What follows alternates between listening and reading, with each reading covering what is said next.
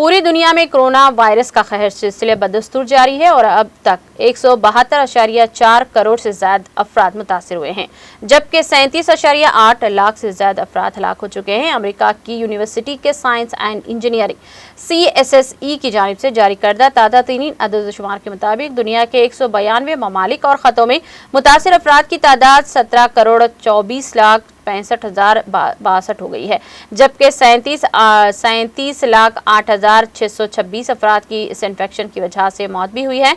दुनिया में super power समझे जाने वाला अमेरिका कोरोना वायरस की रफ्तार में कुछ कमी वाक़ई हुई है। गुज़िश्ता 24 घंटों के दौरान 1,13,769 से नए केसेस की आमद के साथ ही मुतासिर अफराद की तादाद 2,86,94,879 हो गई है। इसी दौरान 1,97,894 मरीज सेहतमंद हो चुके हैं, जिसमें अब तक 2,67,95,549 अफराद मुल्क में इस वबा को शिकस्त दे चुके हैं।